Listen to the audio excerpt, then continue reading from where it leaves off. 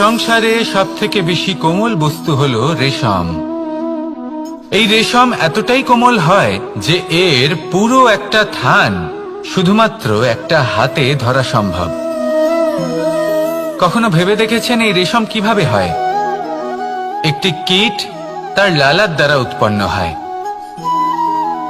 এই কীট সেই রেশমকে পাক দিতে থাকে, পাক দিতেই থাকে আর আস্তে আস্তে তার মধ্যেই জড়িয়ে পড়ে। শেষে ওর এই সুন্দর অমূল্য সৃষ্টি রেশমের এই সুতো তার নির্মাণ কার্য পূর্ণ হয়, কিন্তু তাতেই ও নিজে বন্দী হয়ে যায়। নিজেরই মায়াজালের এই বন্দী গৃহে নিজেই ফেঁসে যায়। এবার এই সুতোকে ব্যবহারযোগ্য করে তোলার জন্য এই কীটগুলিকে এই কবচের সাথেই ফুটন্ত জলে ফেলে দেওয়া হয়। এই সংসারে যদি আমাদের স্বপ্ন এই সংসারের দুঃখ হরণ করার জন্য, এই সংসারে সুখ বিতরণ করার জন্য হয়, তবেই আমাদের প্রগতি সম্ভব। যদি আমাদের এই স্বপ্ন শুধুই আমাদের এবং আমাদের স্বার্থ সিদ্ধির জন্য হয়, তাহলে এই স্বপ্ন আমাদের অন্ধ করে দেবে, আমাদের অন্ধকারের পথে নিয়ে যাবে, আর আমরাও সেই কীটের মতো হয়ে যাব। নিজেদেরই মায়াজালে আমরা নিজেই ফেঁসে যাব, আর শেষে আমরা যদি কিছু লাভ করি তা হবে একাকিত্ব, অন্ধকারময় মৃত্যু। তাই স্বপ্ন অবশ্যই দেখুন, কিন্তু এমন ভাবে স্বপ্ন দেখবেন না যে তার এই বন্দিগৃহে আপনি নিজেই ফেঁসে গেলেন। স্বপ্ন দেখুন পরোপকারে।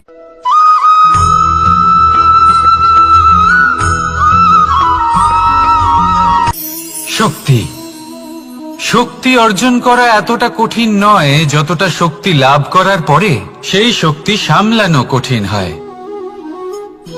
কারণ যেই মানুষ শক্তি লাভ করে তার মনে গর্ববোধ জন্মায়, জন্মায় অহংকার, জন্মায় জেদ।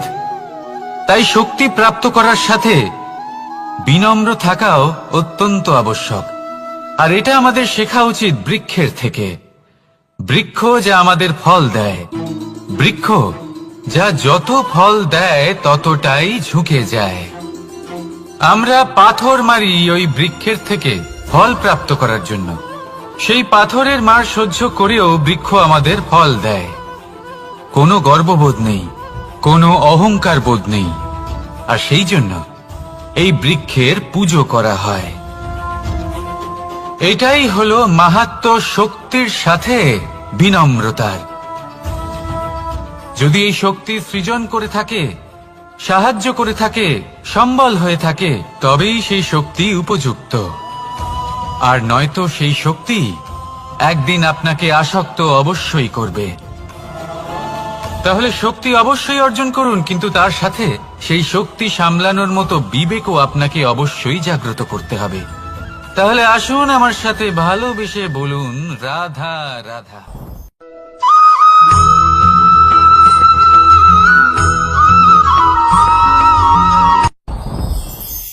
সাথী সাথী এই শব্দটির ব্যাখ্যা কে কিভাবে করে? মিত্র, সখা, বন্ধু। কিন্তু অর্থ একটাই, তিনি যিনি আপনার সঙ্গী হন আর তিনি যার সাথী আপনি হন। এবার সব থেকে বড় প্রশ্ন হলো এটাই যে তিনি কে হতে পারেন যাকে আপনি আপনার সাথী বলে মেনে নিতে পারেন, নিজের সখা, নিজের মিত্র, নিজের বন্ধু মেনে নিতে পারেন। আপনার সাথী হলেন তিনি যিনি দুঃখের সময় আপনার পাশে থাকবেন, আপনার হাত ধরে থাকবেন। আপনার সাথী হলেন তিনি যার হাত আপনি নিজের সুখের দিনে ধরে থাকবেন। সেই সাথীরই হাত ধরুন যিনি দুঃখে সবসময় আপনাকে সাহায্য করার জন্য তৎপর হয়ে থাকেন, আপনার পাশে থাকেন, আর যাকে সুখের দিনে আপনি আপনার সাথে রাখতে পারেন। আর যখন আপনার সাথে আপনার এই সাথী থাকবে তখন আপনি এটা বুঝবেন যে যখন জীবনে দুঃখ আসে তখন এই দুঃখ কমে যায়, সবার মধ্যে ভাগ হয়ে যায়। আর যদি তখন সুখ আসে তাহলে সেটা সবার উপস্থিতিতে আরো বেড়ে যায়। এটাই হলো প্রেম, এটাই হলো ভালোবাসা, এটাই হলো সঙ্গ। যেমন সম্পর্ক আমার আর রাধার মাঝে। তাহলে আসুন আর আমার সাথে ভালোবেসে বলুন রাধা রাধা।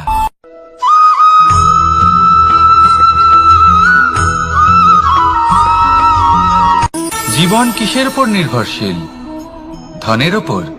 বৈভবের অনুভব যদি আপনি করতে চান তাহলে তা পাবেন শুধু একতার দ্বারা, সংগঠনের দ্বারা।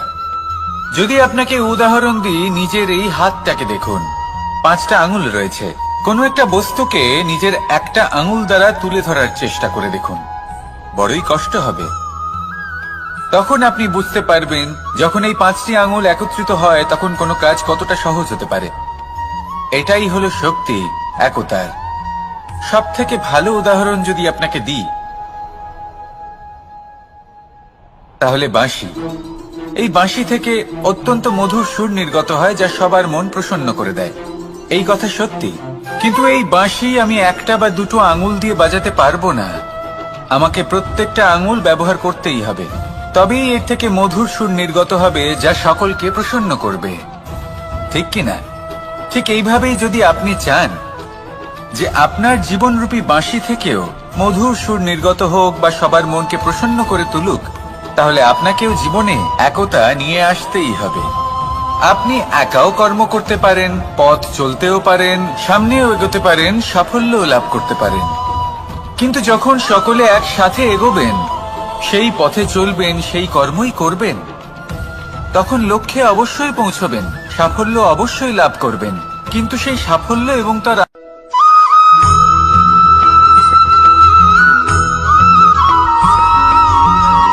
পুরুষার্থ। শাস্ত্রে 4 ধরনের পুরুষার্থের কথা বলা হয়েছে। প্রথম হলো ধর্ম। আপনি কি জানেন এই ধর্ম আসলে কি? আপনার কি মনে হয় ধর্ম আসলে কি? কোনো বিশেষ ঈশ্বরকে মানাই কি ধর্ম বলা হয়? নাকি কোনো বিশেষ রীতি পালন করাই হলো ধর্ম? নাকি কোনো বিশেষ সাহিত্যকে সর্বশ্রেষ্ঠ মনে করাই হলো ধর্ম?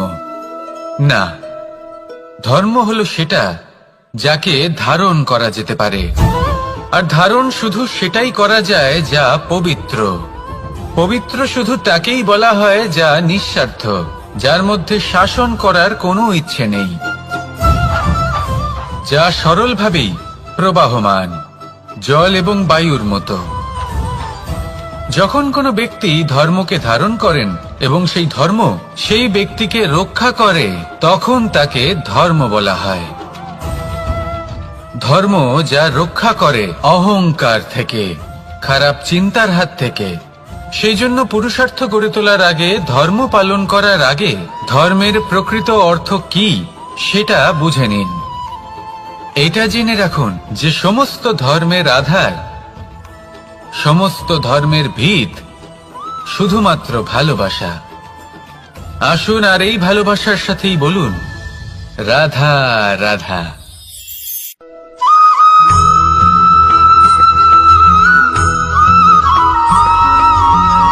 কেউ বলে জীবন খুব ক্ষণস্থায়ী, কেউ বলে জীবন হলো একটা সুন্দর স্বপ্নের মতো, আবার কেউ বলবে জীবন হলো এক কঠোর সত্য।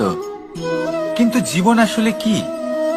জীবন হলো আপনারই প্রতিবিম্ব, একটা দর্পণ।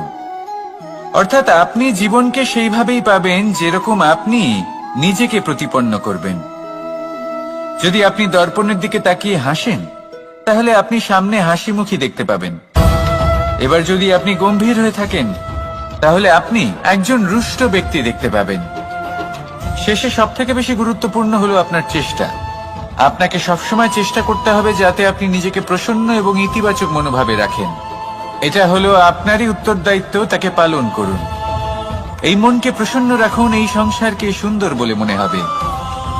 আর এই মন প্রসন্ন হয়ে বলবে রাধা রাধা।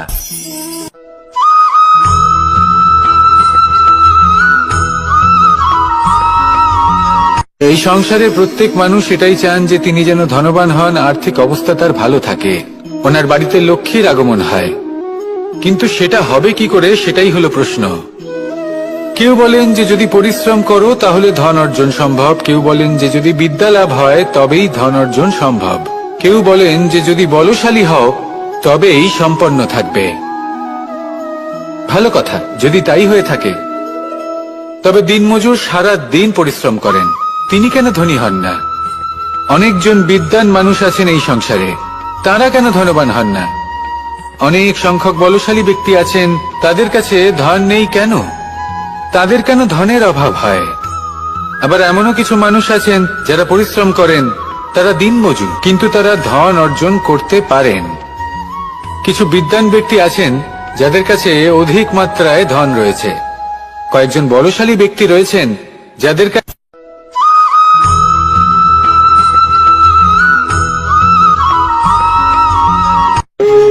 যখন মানুষের মৃত্যু হয় তখন কি হয়? অনেক সংখ্যক মানুষ শোক পালন করতে চলে আসেন।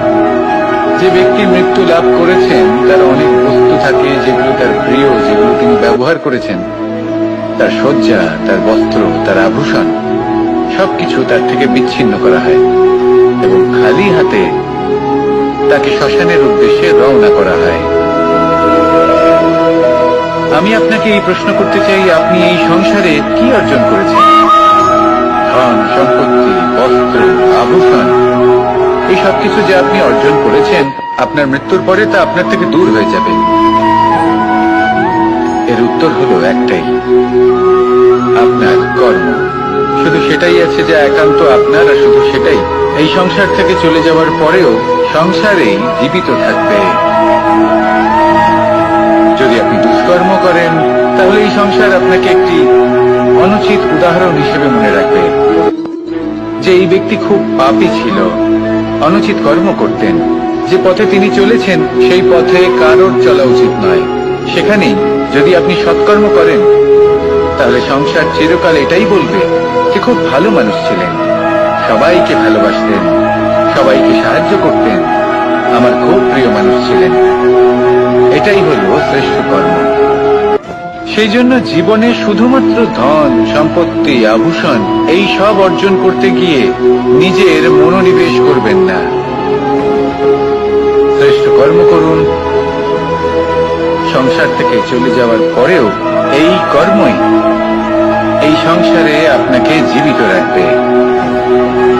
আসুন আমার সাথে ভালোবেসে বলুন, রাধা রাধা।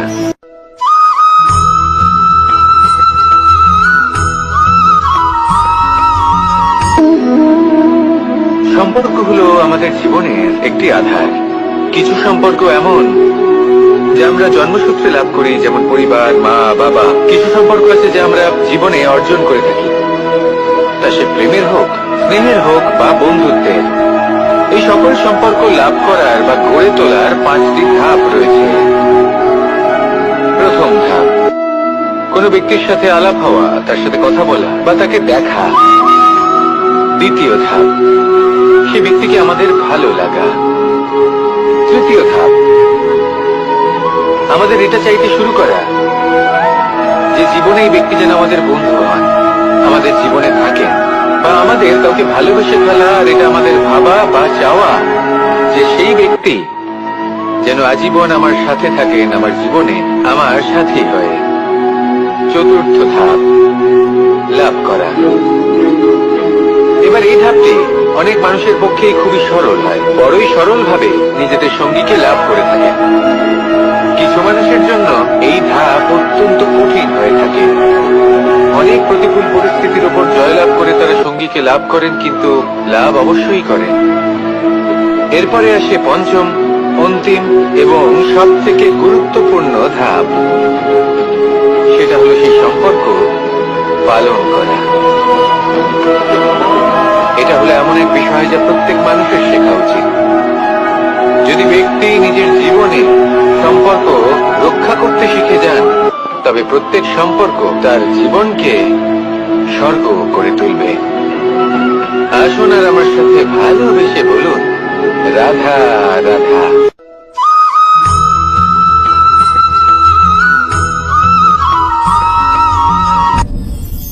আপনি কি কখনো কোনো জলের ধারা দেখেছেন?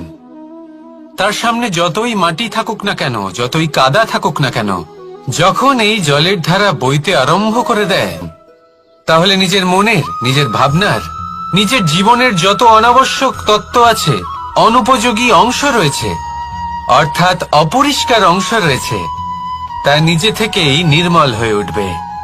আর যেরকম জলের ধারা কখনো থেমে থাকে না, সব সময় বয়ে চলে, সেইভাবে আপনিও কখনোই থামবেন না।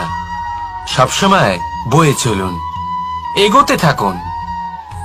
পথে যদি অনেক বিপদ আসে, সমস্যা আসে, থামবেন না, তার উপর নিরন্তর প্রহার করুন, নিরন্তর প্রয়াস করুন আর অগ্রসর হন। আপনি ভেবে দেখুন, এই জলের ধারা কখনো থেমে থাকে না, সবসময় বয়ে চলে। বিপদের সম্মুখীন হয়ে তাকে সাথে বয়ে নিয়ে চলে। সেই জন্য জলের ধারা, প্রবাহমান এই ধারা, এর থেকে কখনো দুর্গন্ধ আসে না, এতে কখনো ময়লা জমতে পারে না, বরং পালিত হয় সুন্দর প্রাণবন্ত জীবজন্তু, যেমন সুন্দর ছোট মাছ। তাই আপনিও এটাই করুন, কখনো থামবেন না, শুধু চলতে থাকুন, জলের ধারার মতো বইতে থাকুন। আপনি আপনার লক্ষ্য অবশ্যই খুঁজে পাবেন, আর তার সাথে নিজের অন্তরের যে মালিন্য রয়েছে তা আপনি নিজেই নিজের থেকে দূরে করে দেবেন। তাহলে আসুন আর আমার সাথে ভালোবেসে বলুন, রাধা রাধা।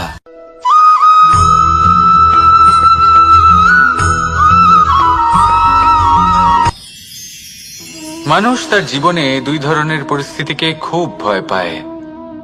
এক, কোনো কারণবশত কারোর সামনে নত হওয়া। দুই, কোনো কারণে নিজের চরিত্র থেকে, নিজের মূল্যবোধ থেকে বিচ্যুত হওয়া। এবার কেন হয় এরকম যে কথায় কথায় কারোর সামনে নত হতে হয়? কেন বারংবার নিজের চরিত্র থেকে চ্যুত হতে হয়? এরকম কেন হয়? এটা তখনই হয় যখন আমাদের শিক্ষা এবং মূল্যবোধের অভাব থাকে। যদি মানুষের মধ্যে প্রকৃত শিক্ষা থাকে, তাহলে এই সংসারে কোনো সময় এবং কারোর সামনেই নত হওয়ার কোনো প্রয়োজন নেই। যদি মানুষের মধ্যে মূল্যবোধ থাকে, তাহলে তাকে নিজের মূল্যবোধ বা চরিত্র থেকে বিচ্যুত হতে হয় না, তা সে যাই হয়ে যাক না কেন। কোনো বালককে যদি জন্ম থেকেই সুশিক্ষার অধিকারী করা হয়, শিক্ষিত করা হয়, মূল্যবোধের অধিকারী করা হয়, তবে সে এই সংসারে এমন কর্ম করবে যাতে সে নিজেকে, নিজের পরিবারকে, সমগ্র সমাজকে গর্বিত করতে পারে। শিক্ষা লাভ করুন, মূল্যবোধ লাভ করুন এবং আমার সাথে ভালোবেসে বলুন, রাধা রাধা।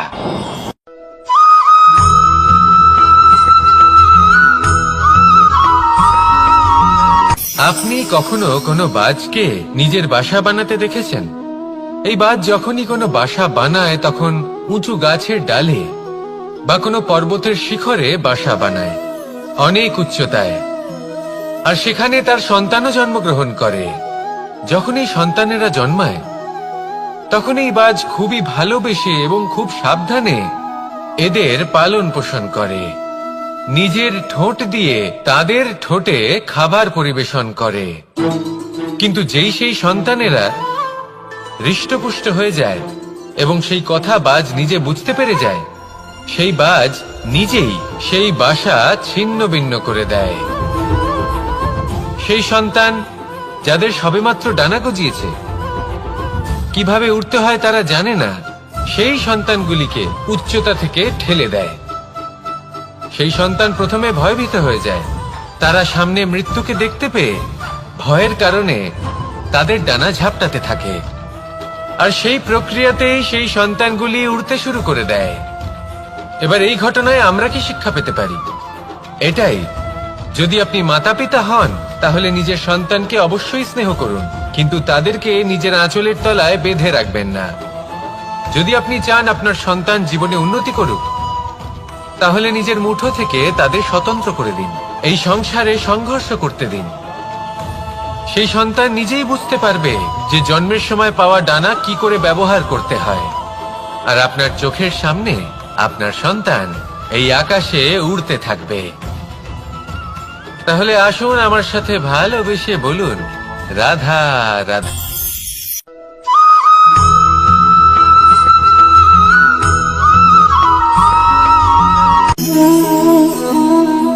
নিয়তি।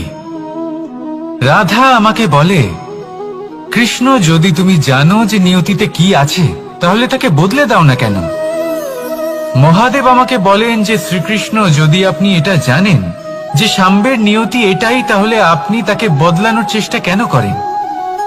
কেন? কারণ আমি একজন পিতা, আর পিতার কর্তব্য এটাই, তিনি যেন সম্ভাব্য সব চেষ্টা করেন নিজের সন্তানের মঙ্গলের জন্য। নিয়তি আমি জানি, কিন্তু এটাও আমি জানি যে কর্মের থেকে বড় আর কোনো নিয়তি হতে পারে না।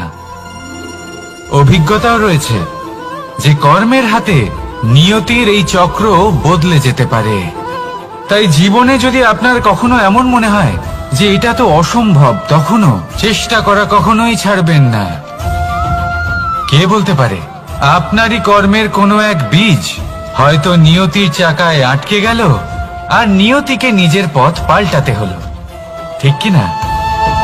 সেই জন্য নিয়তিকে ভাগ্য মেনে নিয়ে চুপ করে বসে থাকবেন না।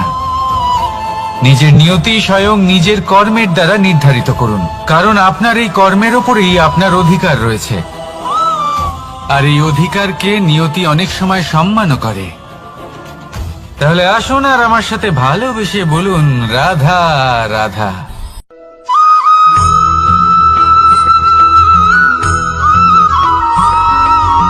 কখনো কখনো আমরা ভাবি যে কোনো ব্যক্তি যিনি ধর্মের পথে চলেছেন, যদি তার দ্বারা কোনো ভুল হয়ে থাকে তাহলে নিয়তি তাকে সেই মুহূর্তেই কঠোর শাস্তি দেন।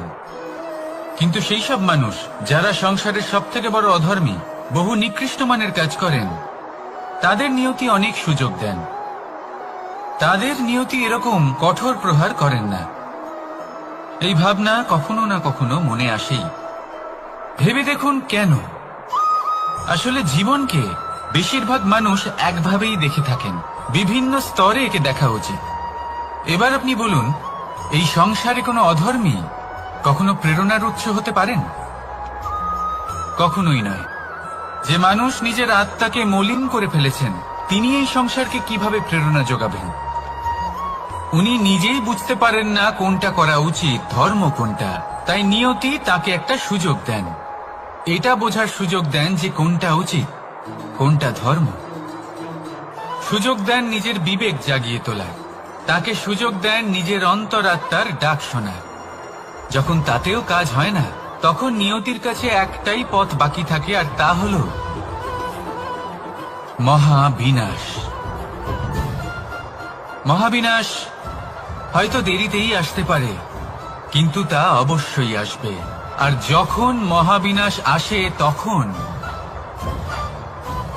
মহাবিনাশের যন্ত্রণা সমগ্র মানব জীবনের যন্ত্রণার থেকে অনেক বেশি হয়।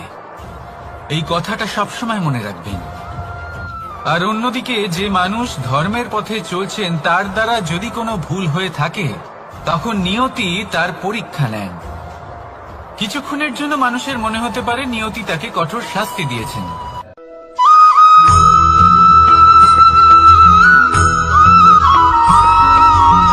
এই সংসারে কখনো কোনো ব্যক্তিকে তার বাইরের পোশাক দেখে বিচার করার চেষ্টা করবেন না। এটা খুব বড় ভুল করবেন। যেমন আমরা জীবনে অনেক সময় এমন করি, ধরুন কোথাও একটা গাছ দেখলাম, খুব বিশাল আকারের একটা গাছ, যেটা মাটির থেকে অনেক উঁচুতে পৌঁছে গেছে, যার বিশাল শাখা আছে। সেগুলো দেখে আমরা ভাবি যে এই গাছে হয়তো কত সুস্বাদু ফল আছে। আমরা সেই গাছের পরিচর্যা করতে থাকি। আবার অন্যদিকে হলো একটি তৃণ, যেটা মাটি থেকে কিছুটা উঁচুতে পৌঁছেছে, কিন্তু সেই তৃণর নিচে, মাটির নিচে অত্যন্ত সুস্বাদু ফল বা সবজি জন্ম নেয়, যা আমাদের স্বাস্থ্যের পক্ষে অত্যন্ত উপকারী। সেই জন্য কখনো আবরণ দেখে কাউকে বিচার করতে চেষ্টা করবেন না। তার বদলে এটা বোঝার চেষ্টা করুন যে আপনার সামনে যে ব্যক্তি আছে বা বস্তু আছে, তার বিশেষত্ব কি। যদি এই বিশেষত্ব বোঝার ক্ষমতা আপনি অর্জন করেন, যদি এই শিল্প আপনি নিজের ভেতরে জাগ্রত করেন, তাহলে এই সংসারে বিশেষত্ব কি সেটা আপনি জানতে পারবেন। আর এই সমস্ত খেলা দৃষ্টি থেকে নয়, দৃষ্টিভঙ্গি থেকে জন্ম নেয়। দৃষ্টিভঙ্গি সবসময় শুভ রাখুন, আর আমার সাথে ভালোবেসে বলুন, রাধা রাধা।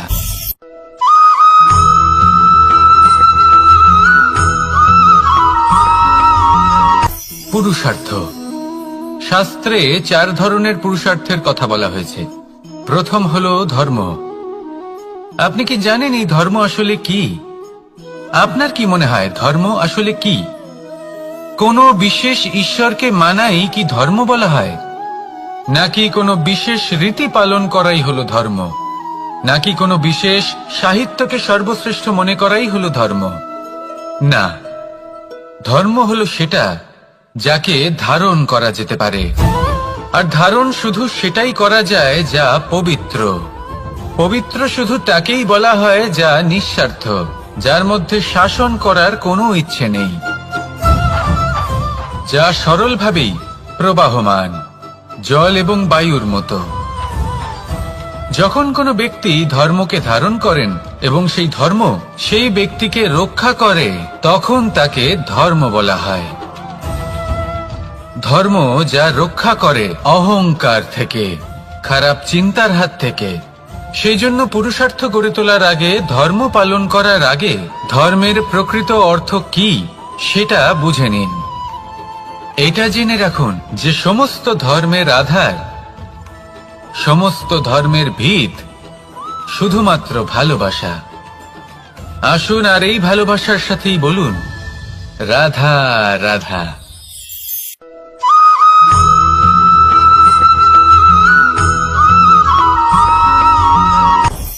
আপনি কখনো পর্বতের শিখরে উঠেছেন? আপনি দেখতে পাবেন পর্বতের পদতলে প্রচুর সুন্দর ফুল রয়েছে, সবুজ বনানী রয়েছে। যত আপনি ওপরে উঠতে থাকবেন তত ফুল কমতে থাকবে, সবুজ বনানী কমতে থাকবে। আরো কিছুটা ওপরে উঠলে কাঁটা জাতীয় গাছ দেখতে পাবেন, শুকনো গাছ দেখতে পাবেন। আরো যদি ওপরে ওঠেন তাহলে পাষাণ দেখতে পাবেন। আরো ওপরে উঠলে হিমখণ্ড দেখতে পাবেন। এই যে পর্বত, তা মনুষ্য জীবনের সব থেকে উত্তম উদাহরণ।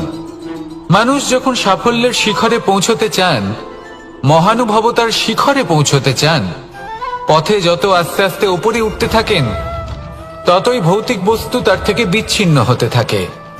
যদি তিনি সেই ভৌতিক বস্তুগুলি ত্যাগ না করতে পারেন, তাহলে কখনোই সেই স্থানে পৌঁছতে পারবেন না।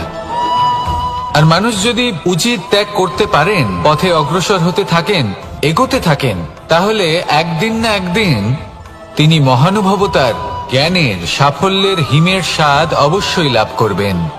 মনে রাখবেন, মানব জীবনে ত্যাগ হলো অত্যন্ত গুরুত্বপূর্ণ অংশ। আসুন আমার সাথে ভালোবেসে বলুন রাধা রাধা।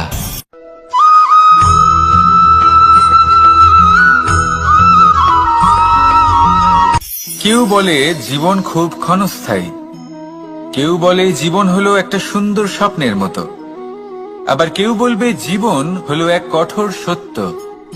কিন্তু জীবন আসলে কি? জীবন হলো আপনারই প্রতিবিম্ব, একটা দর্পণ। অর্থাৎ আপনি জীবনকে সেইভাবেই পাবেন যেরকম আপনি নিজেকে প্রতিপন্ন করবেন। যদি আপনি দর্পণের দিকে তাকিয়ে হাসেন, তাহলে আপনি সামনে হাসি মুখী দেখতে পাবেন। এবার যদি আপনি গম্ভীর হয়ে থাকেন, তাহলে আপনি একজন রুষ্ট ব্যক্তি দেখতে পাবেন। শেষে সবথেকে বেশি গুরুত্বপূর্ণ হলো আপনার চেষ্টা। আপনাকে সবসময় চেষ্টা করতে হবে যাতে আপনি নিজেকে প্রসন্ন এবং ইতিবাচক মনোভাবে রাখেন। এটা হলো আপনারই উত্তরদায়িত্ব, তাকে পালন করুন। এই মনকে প্রসন্ন রাখুন, এই সংসারকে সুন্দর বলে মনে হবে। আর এই মন প্রসন্ন হয়ে বলবে রাধা রাধা।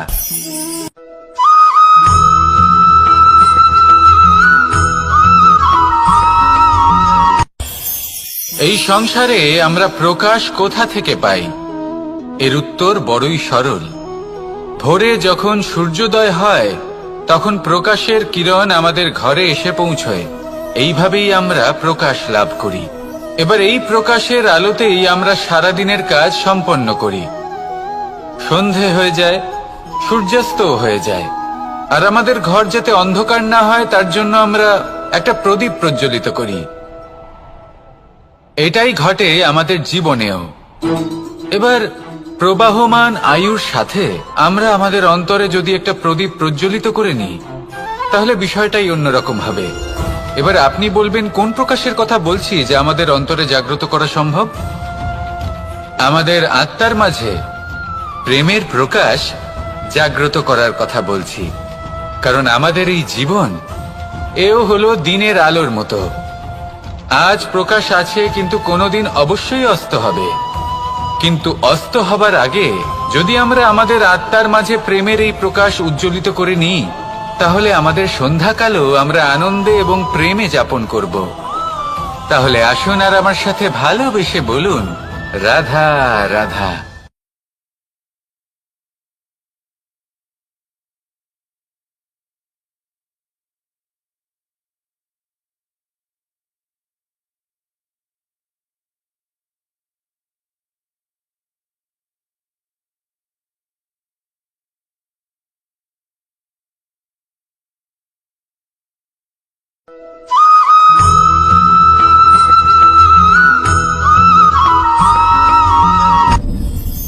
আপনি কি কখনো কোনো জলের ধারা দেখেছেন? তার সামনে যতই মাটি থাকুক না কেন, যতই কাদা থাকুক না কেন, যখন এই জলের ধারা বইতে আরম্ভ করে দেয়, তাহলে নিজের মনের, নিজের ভাবনার, নিজের জীবনের যত অনাবশ্যক তত্ত্ব আছে, অনুপযোগী অংশ রয়েছে, অর্থাৎ অপরিষ্কার অংশ রয়েছে, তা নিজে থেকেই নির্মল হয়ে উঠবে। আর যেরকম জলের ধারা কখনো থেমে থাকে না, সব সময় বয়ে চলে, সেইভাবে আপনিও কখনোই থামবেন না। সবসময় বয়ে চলুন, এগোতে থাকুন। পথে যদি অনেক বিপদ আসে, সমস্যা আসে, থামবেন না, তার উপর নিরন্তর প্রহার করুন, নিরন্তর প্রয়াস করুন আর অগ্রসর হন। আপনি ভেবে দেখুন, এই জলের ধারা কখনো থেমে থাকে না, সবসময় বয়ে চলে, বিপদের সম্মুখীন হয়ে তাকে সাথে বয়ে নিয়ে চলে। সেই জন্য জলের ধারা, প্রবাহমান এই ধারা, এর থেকে কখনো দুর্গন্ধ আসে না, এতে কখনো ময়লা জমতে পারে না, বরং পালিত হয় সুন্দর প্রাণবন্ত জীবজন্তু, যেমন সুন্দর ছোট মাছ। তাই আপনিও এটাই করুন, কখনো থামবেন না, শুধু চলতে থাকুন, জলের ধারার মতো বইতে থাকুন। আপনি আপনার লক্ষ্য অবশ্যই খুঁজে পাবেন, আর তার সাথে নিজের অন্তরের যে মালিন্য রয়েছে, তা আপনি নিজেই নিজের থেকে দূরে করে দেবেন। তাহলে আসুন আর আমার সাথে ভালোবেসে বলুন, রাধা রাধা।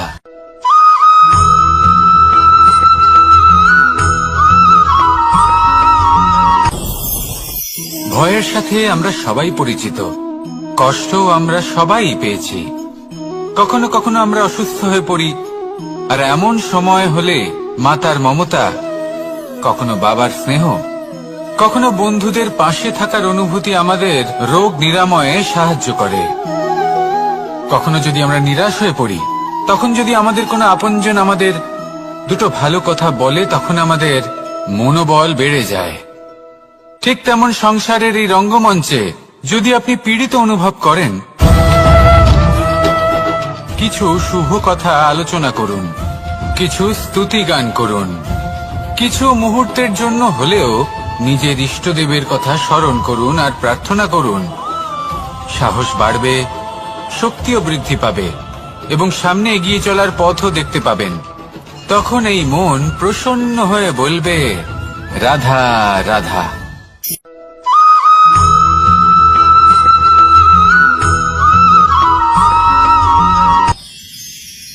মানুষ তার জীবনে দুই ধরনের পরিস্থিতিকে খুব ভয় পায়।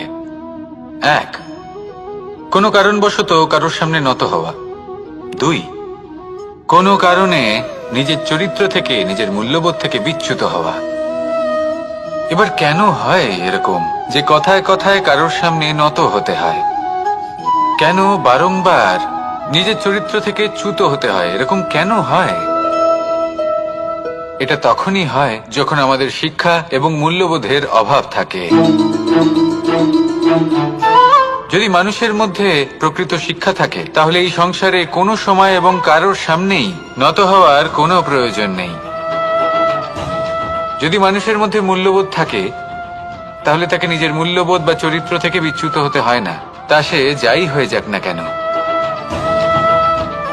কোনো বালককে যদি জন্ম থেকেই সুশিক্ষার অধিকারী করা হয়, শিক্ষিত করা হয়, মূল্যবোধের অধিকারী করা হয়, তবে সে এই সংসারে এমন কর্ম করবে যাতে সে নিজেকে, নিজের পরিবারকে, সমগ্র সমাজকে গর্বিত করতে পারে। শিক্ষা লাভ করুন, মূল্যবোধ লাভ করুন এবং আমার সাথে ভালোবেসে বলুন, রাধা রাধা।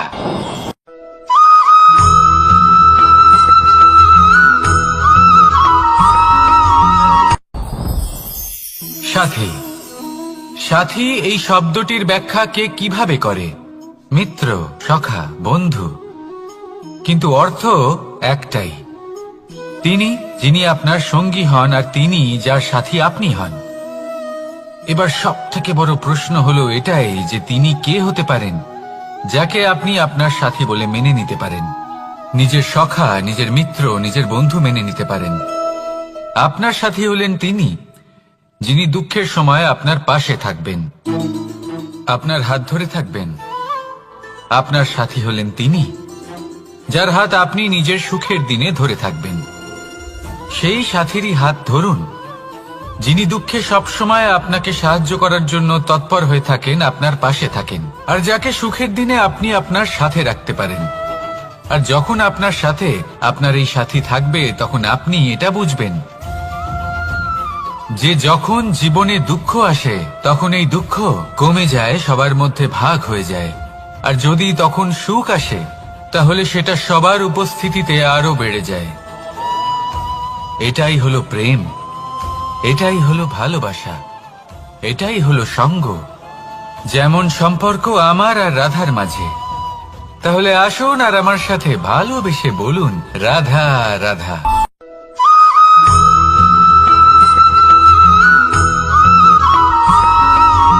কখনো কখনো আমরা ভাবি যে কোনো ব্যক্তি যিনি ধর্মের পথে চলেছেন, যদি তার দ্বারা কোনো ভুল হয়ে থাকে তাহলে নিয়তি তাকে সেই মুহূর্তেই কঠোর শাস্তি দেন। কিন্তু সেই সব মানুষ যারা সংসারের সব থেকে বড় অধর্মী, বহু নিকৃষ্ট মানের কাজ করেন, তাদের নিয়তি অনেক সুযোগ দেন। তাদের নিয়তি এরকম কঠোর প্রহার করেন না। এই ভাবনা কখনো না কখনো মনে আসেই। ভেবে দেখুন কেন? আসলে জীবনকে বেশিরভাগ মানুষ একভাবেই দেখে থাকেন, বিভিন্ন স্তরে একে দেখা উচিত। এবার আপনি বলুন, এই সংসারে কোনো অধর্মী কখনো প্রেরণার উৎস হতে পারেন? কখনোই নয়। যে মানুষ নিজের আত্মাকে মলিন করে ফেলেছেন তিনি এই সংসারকে কিভাবে প্রেরণা যোগাবেন? উনি নিজেই বুঝতে পারেন না কোনটা করা উচিত, ধর্ম কোনটা। তাই নিয়তি তাকে একটা সুযোগ দেন, এটা বোঝার সুযোগ দেন যে কোনটা উচিত, কোনটা ধর্ম। সুযোগ দেন নিজের বিবেক জাগিয়ে তোলার, তাকে সুযোগ দেন নিজের অন্তরাত্মার ডাক শোনার। যখন তাতেও কাজ হয় না তখন নিয়তির কাছে একটাই পথ বাকি থাকে, আর তা হল মহাবিনাশ। মহাবিনাশ হয়তো দেরিতেই আসতে পারে, কিন্তু তা অবশ্যই আসবে। আর যখন মহাবিনাশ আসে তখন মহাবিনাশের যন্ত্রণা সমগ্র মানব জীবনের যন্ত্রণার থেকে অনেক বেশি হয়। এই কথাটা সবসময় মনে রাখবেন। আর অন্যদিকে যে মানুষ ধর্মের পথে চলছেন তার দ্বারা যদি কোনো ভুল হয়ে থাকে তখন নিয়তি তার পরীক্ষা নেন। কিছুক্ষণের জন্য মানুষের মনে হতে পারে নিয়তি তাকে কঠোর শাস্তি দিয়েছেন।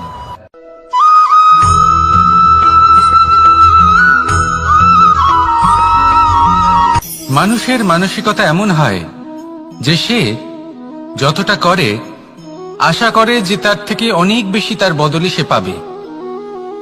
দেখুন, সবকিছুই আপনার ভাবনা চিন্তার উপর নির্ভর করছে। আপনি যদি ফলের বিষয়ে ভেবে কর্ম করতে থাকেন তাহলে সেটা অনুচিত। জীবনের আসল আনন্দ হলো নিজের কর্ম করতে থাকা, ফলের চিন্তা করা উচিত নয়। যদি আপনি এরকম ভাবেন যে আমি এতটা করছি, আমার এতটা পাওয়া উচিত, সেই ভাবনা অনুচিত।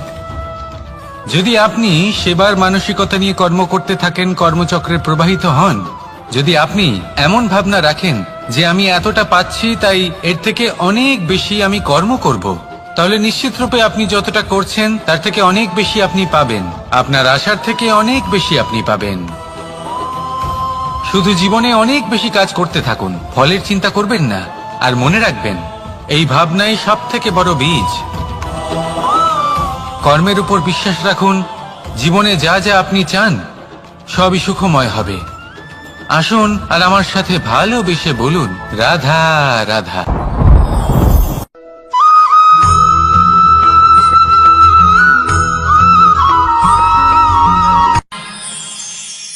আমরা সবাই সূর্যকে সম্মান কেন করি? কারণ আমরা জানি যে সন্ধেবেলা যখন সূর্যাস্ত হবে তখন শুধুমাত্র অন্ধকার বাকি থাকবে। ঠিক কিছুটা এরকমই হয় আমাদের মাতা পিতাও, যিনি আমাদের জন্ম দেন, আমাদের ভরণ পোষণ করেন, আমাদের বড় করেন, আমাদের প্রেম প্রদান করেন। কখনো কখনো তাদের মুখ থেকে কটু কথা নিঃসৃত হয়, আমাদের দুঃখ হয়, কিন্তু তখন আমাদের এটা বোঝা উচিত এগুলি নিঃসৃত হচ্ছে আমাদেরই মঙ্গলের জন্য।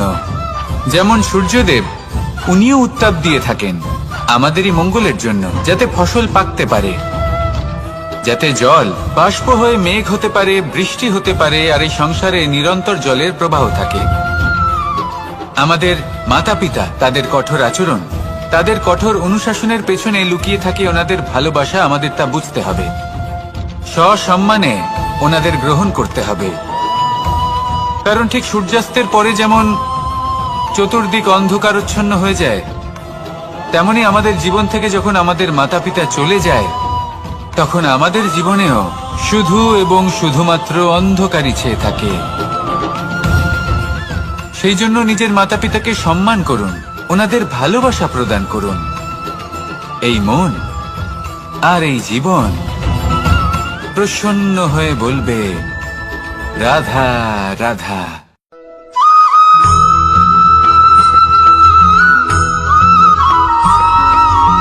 এই সংসারে কখনো কোনো ব্যক্তিকে তার বাইরের পোশাক দেখে বিচার করার চেষ্টা করবেন না, এটা খুব বড় ভুল করবেন। যেমন আমরা জীবনে অনেক সময় এমন করি, ধরুন কোথাও একটা গাছ দেখলাম, খুব বিশাল আকারের একটা গাছ, যেটা মাটির থেকে অনেক উঁচুতে পৌঁছে গেছে, যার বিশাল শাখা আছে। সেগুলো দেখে আমরা ভাবি যে এই গাছে হয়তো কত সুস্বাদু ফল আছে, আমরা সেই গাছের পরিচর্যা করতে থাকি। আবার অন্যদিকে হলো একটি তৃণ, যেটা মাটি থেকে কিছুটা উঁচুতে পৌঁছেছে, কিন্তু সেই তৃণর নিচে, মাটির নিচে অত্যন্ত সুস্বাদু ফল বা সবজি জন্ম নেয়, যা আমাদের স্বাস্থ্যের পক্ষে অত্যন্ত উপকারী। সেই জন্য কখনো আবরণ দেখে কাউকে বিচার করতে চেষ্টা করবেন না। তার বদলে এটা বোঝার চেষ্টা করুন যে আপনার সামনে যে ব্যক্তি আছে বা বস্তু আছে তার বিশেষত্ব কি। যদি এই বিশেষত্ব বোঝার ক্ষমতা আপনি অর্জন করেন, যদি এই শিল্প আপনি নিজের ভেতরে জাগ্রত করেন, তাহলে এই সংসারে বিশেষত্ব কি সেটা আপনি জানতে পারবেন। আর এই সমস্ত খেলা দৃষ্টি থেকে নয়, দৃষ্টিভঙ্গি থেকে জন্ম নেয়। দৃষ্টিভঙ্গি সবসময় শুভ রাখুন আর আমার সাথে ভালোবেসে বলুন, রাধা রাধা।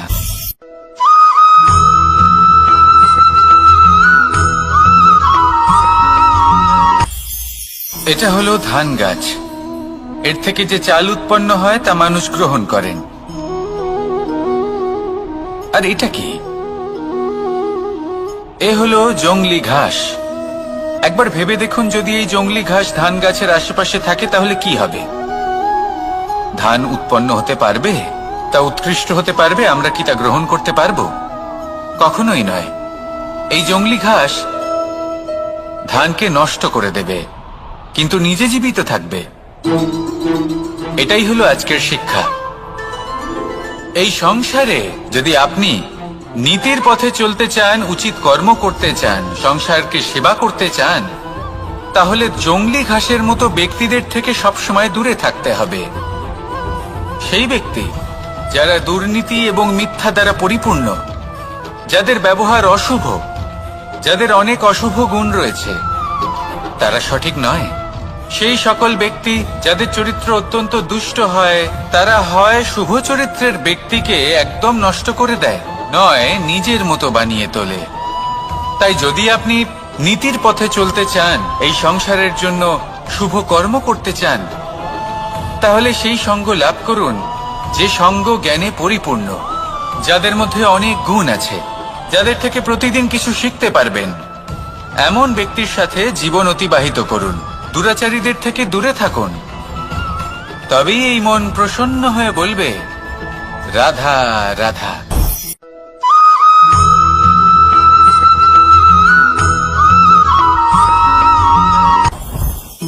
জীবনে কিছু শেখা অত্যন্ত গুরুত্বপূর্ণ। এবার কি কি শিখতে হবে সেই সব শেখানোর জন্য অনেক শিক্ষক রয়েছেন, কিন্তু কি শিখবেন না আর কি করবেন না এটা আমাদের নিজের অভিজ্ঞতা দিয়ে শিখতে হয়। কিন্তু তার মানে এটা নয় যে যদি আপনাকে শিখতে হয় যে আগুনের তাপ কতটা, আপনাকে আগুনের মধ্যে হাত দিতে হবে। না, অন্য কারোর অভিজ্ঞতা দ্বারাও শিখতে পারেন। প্রশ্ন শুধুমাত্র একটাই যে আপনি কি শিখতে চান নাকি চান না। যদি আপনি এটাই ভাবেন যে আমি শুধুই নিজের অভিজ্ঞতা দ্বারাই শিখতে চাই, তাহলে জীবনকাল ছোট মনে হবে, অনেক কিছুই শিখতে পারবেন না। তাই নিজের সাথে সাথে বড়দের অভিজ্ঞতা দ্বারাও শেখা শুরু করে দিন। এই সংসারের অভিজ্ঞতা দ্বারা শিখতে শুরু করে দিন। আর এটা নিশ্চিত রূপে শেখা আবশ্যক যে কখন কি করবেন না, কোথায় থামতে হবে আর কোথায় থামবেন না। তাহলে আসুন আর আমার সাথে ভালোবেসে বলুন রাধা রাধা।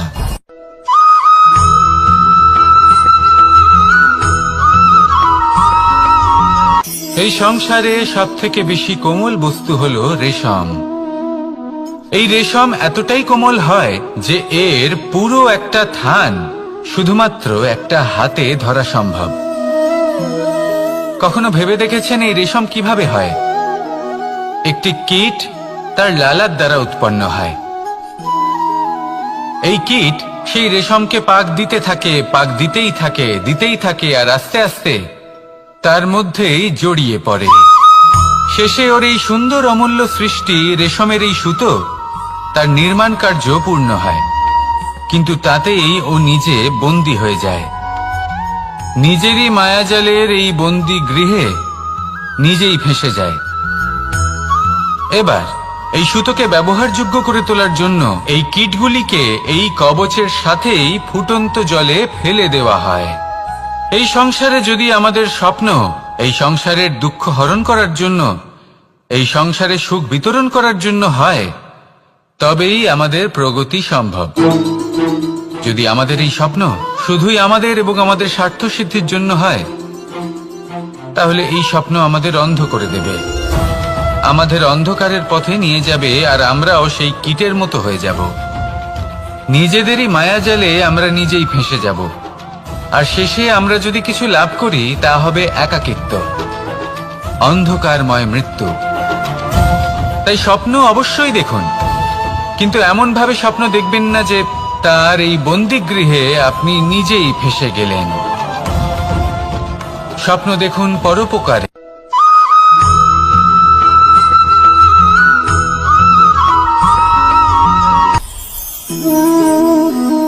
শক্তি এক অত্যন্ত বিচিত্র বস্তু, বা বলতে পারেন অনুভূতি। পিতা সবসময় চান যেন তিনি তার শক্তি পুত্রকে। আসুন আপনাকে সহজে বোঝাই। যদি আপনি সুপাত্র হন আর আপনাকে শক্তি দেওয়া হয়, তাহলে আপনি সেই শক্তির গুরুত্ব বুঝবেন, কোথায় সেই শক্তি প্রয়োগ করা উচিত সেটা বুঝবেন। আর এটা যেহেতু অর্জন করা শক্তি হবে, সেই শক্তির অপব্যবহার হবে না।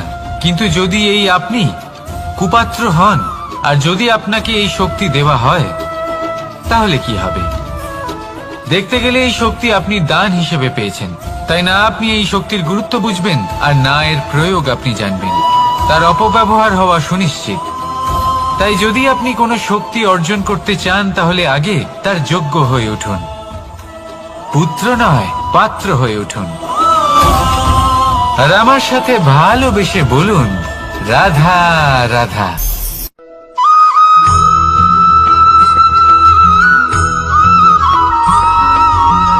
এই সংসারে প্রত্যেক মানুষ এটাই চান যে তিনি যেন ধনবান হন, আর্থিক অবস্থা তার ভালো থাকে, ওনার বাড়িতে লক্ষ্মীর আগমন হয়।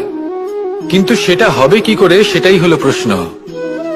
কেউ বলেন যে যদি পরিশ্রম করো তাহলে ধন অর্জন সম্ভব, কেউ বলেন যে যদি বিদ্যা লাভ হয় তবেই ধন অর্জন সম্ভব, কেউ বলেন যে যদি বলশালী হও তবেই সম্পন্ন থাকবে। ভালো কথা, যদি তাই হয়ে থাকে, তবে দিনমজুর সারা দিন পরিশ্রম করেন, তিনি কেন ধনী হন না? অনেকজন বিদ্বান মানুষ আছেন এই সংসারে, তারা কেন ধনবান হন না? অনেক সংখ্যক বলশালী ব্যক্তি আছেন, তাদের কাছে ধন নেই কেন? তাদের কেন ধনের অভাব হয়? আবার এমনও কিছু মানুষ আছেন যারা পরিশ্রম করেন, তারা দিনমজুর, কিন্তু তারা ধন অর্জন করতে পারেন। কিছু বিদ্বান ব্যক্তি আছেন যাদের কাছে অধিক মাত্রায় ধন রয়েছে। কয়েকজন বলশালী ব্যক্তি রয়েছেন যাদের কাছে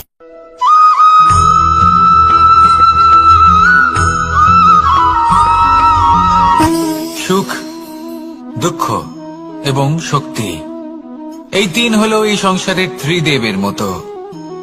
আমাদের জীবনে যা কিছু ঘটছে এই তিনটির ভিত্তির উপরেই হচ্ছে। আসলে এই সংসারের একটা নিয়ম আছে, যখনই আপনি কিছু লাভ করেন এই সংসার আপনার পরীক্ষা নেয়। এটা জানার জন্য আপনার পরীক্ষা নেয় যে আপনি যা কিছুই লাভ করেছেন আপনি কি আদৌ সেটার যোগ্য কিনা। ঠিক সেইভাবেই এই সুখ, দুঃখ এবং শক্তি আপনার পরীক্ষা নিয়ে থাকে। যখন সুখ আসে তখন সে আপনার পরীক্ষা নেয় যে আপনার মধ্যে অহংবোধ জাগ্রত হয়নি তো। যদি অহংবোধ চলে আসে তাহলে সুখ সেখানেই সঙ্গ ত্যাগ করে। দুঃখ আপনার ধৈর্যের পরীক্ষা নিতে থাকে, আর যদি আপনার মধ্যে ধৈর্য না থাকে তাহলে এটা আপনাকে আরো বেশি দুঃখের গভীর অন্ধকারে ঠেলে দেবে। সেখানে শক্তি পরীক্ষা নেয় আপনার বিনম্রতার। যদি আপনি বিনম্র না হন তাহলে হয় এই শক্তি আপনার সঙ্গ ত্যাগ করবে, নয় এই শক্তি বিনম্রতার অভাবে আপনার পতনের কারণ হতে পারে। এই সংসারে যে কোনো ব্যক্তি যিনি এই পরীক্ষায় উত্তীর্ণ হয়ে থাকেন এই জীবনে তিনি সাফল্য লাভ করেন। আসুন আমার সাথে ভালোবেসে বলুন, রাধা রাধা।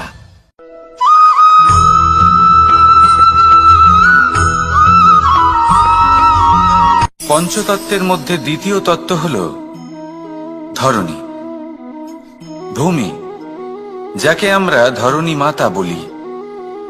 এই ধরণী ধৈর্য ধারণ করে, আর এর ওপরেই আমাদের সমগ্র সংসার নির্ভরশীল। কারণ এই ভূমি সহ্য ক্ষমতা রাখে, এর সহ্য ক্ষমতা হল অপরিসীম। সন্তান যতই আঘাত প্রদান করুক না কেন প্রেম পূর্বক সহ্য করে, আর তার বদলে অমূল্য রত্ন প্রদান করে। সন্তান যদি হাল চালায় তাহলে তার বদলে তাকে অন্ন প্রদান করে। এটাই হলো ধরণী। এবার এর থেকে আমরা কি শিক্ষা পেতে পারি? এটাই যে কারোর জন্য কিছু করা বা কাউকে কিছু দেওয়া মনে কোনো কামনা ছাড়াই। আর এই কথাটা বুঝে যান, যদি কারোর জন্য কামনা না রেখে বা কোনো পাওয়ার আশা না রেখে কারোর জন্য কিছু করেন বা কারোকে কিছু দেন, যদি এটা আপনি শিখতে পারেন তবে আপনি ভালোবাসতে শিখে গেছেন।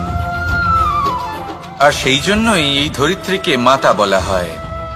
কারণ মাতা শুধু উনি নন যিনি গর্ভে সন্তানকে ধারণ করেন, মাতা তো উনিও যিনি জীবন বাঁচতে শেখান, যিনি জীবন বাঁচার উদাহরণ প্রদান করেন।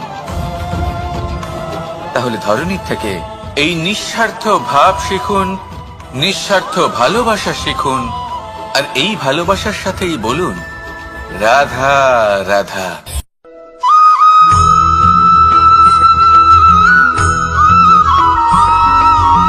মানুষ জন্মগ্রহণ করে, তার সাথে ভয়েরও জন্ম হয়। ছোটবেলা থেকেই আমাদের মনে কোনো না কোনো প্রকারের ভয় থেকেই যায়। কেউ এই বিষয়ে ভয় পায় যে তার কোনো বস্তু তার থেকে দূরে চলে যাবে, কেউ এই বিষয়ে ভয় পায় যে আমি নিজেকে হারিয়ে ফেলব, কেউ এই ভেবে ভয় পায় যে আমার প্রিয়জনেরা তারা যেন আমার থেকে দূরে না চলে যায়, কেউ এই ভেবে ভয় পায় যে আমরা যেন পথ না হারিয়ে ফেলি, আদি ইত্যাদি। কিন্তু সত্যি কথা বলতে ভেবে দেখুন এই ভয় বাস্তবে কি? শুধুই একটা মনস্থিতি, আর কিছুই নয়। যা কিছু আপনি জীবনে পেয়েছেন তা একদিন আপনাকে হারাতে হবে। এই জীবন হলো আপনারই, কিন্তু তাও একদিন সমাপ্ত হবে, তাই ভয় পেয়ে কি লাভ? এই ভয় শুধু আপনাকে জীবন যাপন করা থেকে বাধা দিচ্ছে, আর কিচ্ছু নয়। পথ হারিয়ে ফেললেই বুঝতে পারবেন যে নতুন পথ কিভাবে বানাতে হয়। কিছু মানুষকে জীবন থেকে হারালে তবেই আপনি বুঝবেন যে আপনার আপনজনকে। এই ভয়ের কারণে ভীত হয়ে থাকবেন না। এই তারা নক্ষত্র অন্ধকারের অভাবে গুরুত্ব হারায়। শিবকেও মহাদেব হওয়ার জন্য বিষপান করতে হয়েছিল। প্রত্যেক পরিস্থিতি, প্রত্যেক সাফল্য আপনার পরীক্ষা নেবে, তাতে উত্তীর্ণ হওয়া হলো আপনার কর্ম। যখনই আপনি ভয় পাবেন বা সংকটের সম্মুখীন হবেন, তখন সাহসের সাথে তার সম্মুখীন হন। মনে রাখবেন, যে সম্মুখীন হতে জানে, সাফল্য তার সাথে সবসময় থাকে। আসুন আর আমার সাথে ভালোবেসে বলুন, রাধা রাধা।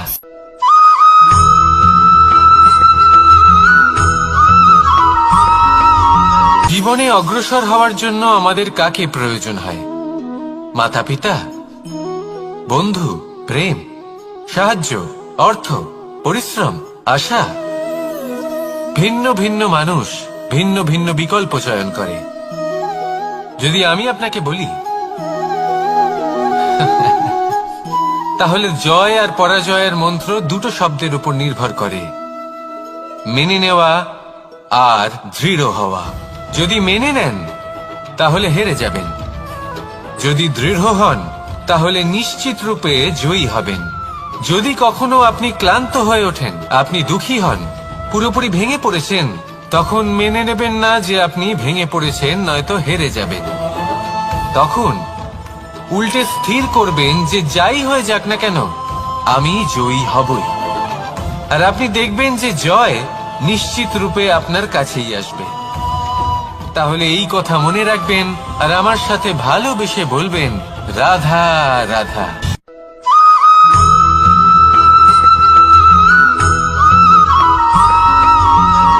এই সংসারে কোনো বস্তু হোক বা ব্যক্তি হোক, তার একার গুরুত্ব কিন্তু খুব বেশি নয়।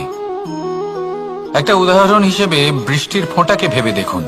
যদি একটি বৃষ্টির ফোঁটা হয় তাহলে তার খুব বেশি গুরুত্ব থাকে না, কিন্তু যখন সহস্র বৃষ্টির ফোঁটা মেঘের মধ্যে দিয়ে ঝরে পড়ে, তখন সেটা বর্ষার রূপ ধারণ করে। সেই বর্ষা যা এই প্রকৃতিকে শান্ত করে। সেইভাবেই পাথরের ছোট টুকরো, তার খুব বেশি গুরুত্ব থাকে না, কিন্তু যখন অসংখ্য পাথরের টুকরো একত্রিত হয় তখন তা পর্বতের আকার ধারণ করে। সেইভাবেই কিছু মানুষ যখন একত্রিত হন তখন তৈরি হয় পরিবার, কিছু পরিবার যখন একত্রিত হয় তখন তৈরি হয় সমাজ, যখন অনেক সংখ্যক সমাজ একত্রিত হয় তখন তৈরি হয় রাজ্য। এবার এই রাজ্যের সবথেকে গুরুত্বপূর্ণ ব্যক্তি হতে পারেন রাজা, কিন্তু তাও সেই রাজা একা কিছু করতে পারেন না। যুদ্ধ লড়ার সময় তারও নিজের সৈন্যদলকে প্রয়োজন পড়ে। কিন্তু এই সংসারে এমন একজন ব্যক্তি আছেন যিনি একাই সব কাজ করতে থাকেন, এবং সেই ব্যক্তি হলেন মা। আমাদের জীবনে একজন পিতার ভূমিকা কিন্তু নিঃসন্দেহে অমূল্য, কিন্তু আমাদের সকলের জীবনে যে ভূমিকা একজন মায়ের তা অন্য কারোর থাকে না। একজন মা একাই সন্তানকে বড় করতে পারেন, সংস্কারী করে তুলতে পারেন, তার জন্য পরিশ্রম করেন।